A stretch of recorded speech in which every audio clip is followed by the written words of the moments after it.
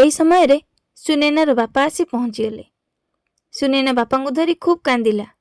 बापा कहले, मारे विपद जितेबाला आसे ना चारिपटरू सखा सहदर नहीं आसे। मैट्रिक परीक्षा रिजल्ट तो आसीगला, हेले एबे घरर जो प्रकार आर्थिक परिस्थिति सुनैना को एक भल कॉलेज रे पढ़ाइबा कष्टकर। सुनैना तो आउ छोट पिला नुहे, से घरर आर्थिक परिस्थिति विषय रे बेस परिचित। से जाने ता बापा केते कष्ट करी टंका रोजगार करछंती।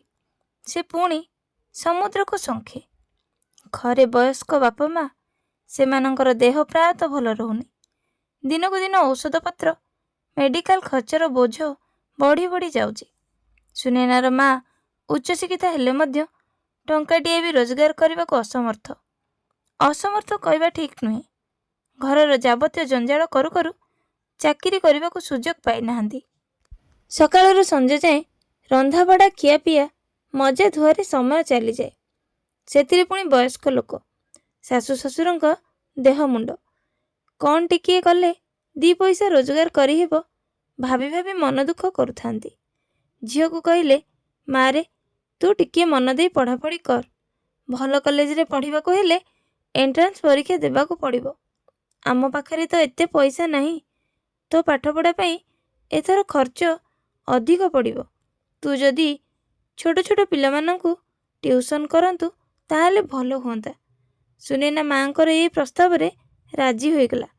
पाख पड़िसारु 8-10 जन पिलांकु डाकी संध्यारे ट्यूशन कला। जा हेउ भल 2 पैसा रोजगार हेला।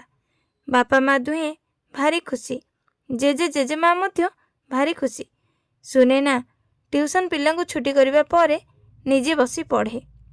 ताकू भी तो आगो को पढ़िबा को अछि। दिनकर कथा, सुनैना जेजेंकर गोड़ घसी देउ देउ तांको गोड़ पाखरे बसी बही पढ़ुथाए। हठात कौन हैला केजाणी जेजेंकर काश उठिला, आउ बंद हेलानी। सी छाती पिठी आउंसी आउंसी केते समय परे काश कमिला। पानी टिके पीवा को देला। जेजे कहिले, आउ बेसी दिन नाही मो, मोर शेष दिन आसीगलानी। सुनैना पाटी करी कहिला, बेसी कथा कहना, तुमे तो सर्वज्ञ आउ सेमिति कथा आ दिने कहबनी। ठीक सेई दिन राति रे जेजे सोईचंती खट उपरे। जेजेमा नातुणी सोईचंती खट पाखकु तळे बिछଣା पके। बोर समय जेजेंकर अभ्यास पोखरी को जिबा। सबुदिने पदा को जाआंती, जेते मना कले मध्य मानंती नाही। घरे समस्ते मना करंती, बयस हेलेनी आउ बाहर को न जाई पाइखाना को जाओ, किंतु से कहा कथा सुनंती नाही। कहती मोर तो गोड़ चलुछि, मु जीवी, ता छड़ा पोखरी पानी नहेले ए टेका पानी मते पाइबनी। राति अंधारू झाड़ा जाई गाधोई आसी घर ठाकुर बसैबा तांकर अभ्यास। किंतु से दिन सुनैनार जेजे पोखरी को जाई आउ घर को फेरी नाहंती। से दिन थिला माणबसा गुरुवार।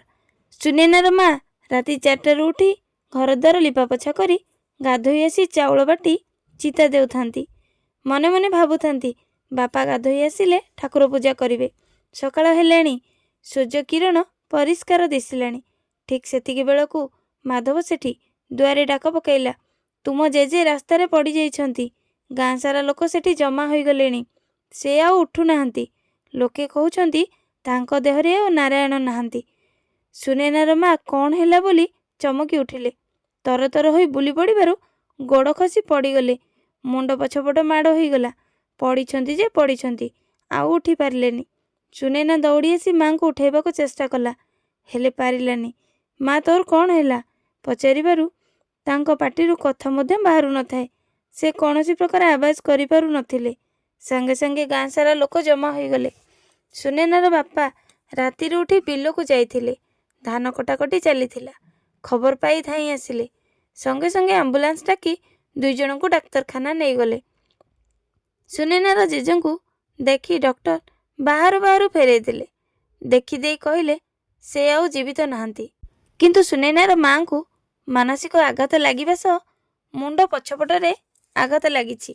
तेणु से तांकर बाक्शक्ति हराइछंती। आउ शरीरर डाहाण पट अंग सबु पारालाइज हो जाइछि। डॉक्टर कहले, देखंतु आमे चिकित्सा करिबु, ठीक करबा को चेष्टा करिबु, किंतु तांको भलो हेबा भगवान को हाथ रे। କିଛି କ୍ଷଣ ମଧ୍ୟରେ କ'ଣ ସବୁ ହୋଇଗଲା। ଆଖି ଆଗରେ ଏସବୁ ଦେଖି ସୁନୈନା ପଥର ପାଲଟି ଯାଇଛି। ତା ମୁଣ୍ଡ ଉପରେ ଯେମିତି ଦୁଃଖର ପାହାଡ଼ ଛିଡ଼ି ପଡ଼ିଲା। ସୁନୈନାକୁ ମାଙ୍କ ପାଖରେ ଛାଡ଼ି ବାପା ତାଙ୍କ ବାପାଙ୍କ ଅନ୍ତିମ ସଂସ୍କାର କରିବାକୁ ଗଲେ। ସବୁ କ୍ରିୟାକ୍ରମ ଦଶାହ ଆଦି କର୍ମ କୁଟୁମ୍ବ ସାଇ ଭାଇ ବନ୍ଧୁବାନ୍ଧବମାନଙ୍କୁ ଧରି କଲେ। ଏପଟେ ବୁଢ଼ୀ ମା ଯେ ତାଙ୍କ କଥା କହିଲେ ନ ସରେ। ଏସବୁ ଘଟଣା ଦୁର୍ଘଟଣା ଦେଖି ପୁରା ପଥର ପାଲଟି ଯାଇଛନ୍ତି। ସେମିତି ଗୋଟାଏ ଜାଗାରେ ବସିଛି, ପାଣି ଟୋପେ ବି ପାଟିକି ନେଉନାହିଁ। ସେପଟେ ଡକ୍ଟର କହିଛନ୍ତି ସୁନୈନାକୁ ମାଙ୍କ ସହ ଭଲ ଭଲ କଥା ଗପିବା ପାଇଁ। ତାଙ୍କ ମନକୁ ଖୁସି କଲା ଭଳିଆ କଥା କହିଲେ ସେ ହୁଏତ ଭଲ ହୋଇଯାଇପାରନ୍ତି। ସୁନୈନା ଦିନରାତି କେବଳ ମାଙ୍କୁ ତାର ଜଗି ବସିଥାଏ, ବୁଝାଉଥାଏ, ମା ତୁମେ ବ୍ୟସ୍ତ ହୁଅନି, ଡକ୍ଟର ଦେଖୁଛନ୍ତି, ଆଉ କହିଛନ୍ତି ମଧ୍ୟ ତୁମେ ଖୁବ୍ ଶୀଘ୍ର ଭଲ ହୋଇଯିବ। ମା ତୁମେ ମୋ କଥା ଶୁଣିପାରୁଛ ତ? କିଛି କହିବାକୁ ଚେଷ୍ଟା କର, ତୁମେ କହିପାରିବ। ହଁ ମା, ତୁମେ କହିପାରିବ, ଯାହା କୁହ। ତୁମ ମୁହଁରୁ କିଛି କଥା ମୋତେ କୁହ। ତୁମ ମୁହଁରୁ କଥା ନ ଶୁଣିଲେ ମୁଁ ବଞ୍ଚିପାରିବିନି। ମୁଁ ତୁମର ସବୁ ସେବା କରିବି, ହେଲେ ତୁମେ ଥରେ ମୋତେ ସୁନୈନା ବୋଲି ଡାକ ମା। ତୁମେ ପରା ସବୁବେଳେ କୁହ ତୁମେ ମୋର ଝିଅ, ମୁଁ ତୁମର ମା। ଠିକ୍ ଅଛି, ଡାକ ମା, ମୋତେ ଥରେ ମା ବୋଲି ଡାକ। ଏହିପରି ମାଙ୍କ ସହିତ କଥା ହେଉଥିବା ସମୟରେ ସୁନୈନାର ବାପା ଆସି ପହଞ୍ଚିଲେ। ସୁନୈନା ବାପାଙ୍କୁ ଧରି ଖୁବ୍ କାନ୍ଦିଲା। ବାପା କହିଲେ, ମା ରେ, ବିପଦ ଯେତେବେଳେ ଆସେ ଚାରିପଟରୁ ଆସେ, ସଖା ସହଦର ନେଇକରି ଆସେ। ତେଣେ ବୁଢ଼ୀ ମା ତତେ ନ ଦେଖି ବ୍ୟସ୍ତ ହେଉଛି, ପାଣି ଟୋପେ ବି ପାଟିରେ ଦେଉନି। ତୁ ଘରକୁ ଯା, ମୁଁ ମା ପାଖରେ ଅଛି। ଜେଜେମାକୁ ବୁଝାଇ ସୁଝାଇ ଖୁଆଇ ଦେବୁ। ତାକୁ ଟିକେ ଆଶ୍ୱାସନା ଦରକାର। କ'ଣ କରିବା, ଭଗବାନ ତ ଏମିତି ବିଚାର କରିଛନ୍ତି। ସେପଟେ ସୁନୈନାର ସାଙ୍ଗ ରହିମ ଅଳ୍ପ ଦିନ ପୂର୍ବରୁ ଜେଲରୁ ଆସିଛି। କିନ୍ତୁ ସେ କ'ଣ ପୁଣି ରାଗ ରଖିଛି? ନା ନିଜର ଭୁଲ ପାଇଁ ଦଣ୍ଡ ପାଇଥିବାରୁ ବଦଳି ଯାଇଛି? କାହାଣୀଟି ଯଦି ଆପଣମାନଙ୍କୁ ଟିକେ ବି ଭଲ ଲାଗୁଛି ଗୋଟେ ଲାଇକ୍ କରନ୍ତୁ, ପ୍ରିୟଜନମାନଙ୍କୁ ସେୟାର କରିଦିଅନ୍ତୁ। ଯଦି ଚ୍ୟାନେଲରେ ନୂଆ ଅଛନ୍ତି ଚ୍ୟାନେଲକୁ ନିଶ୍ଚୟ ସବସ୍କ୍ରାଇବ୍ କରିନିଅନ୍ତୁ।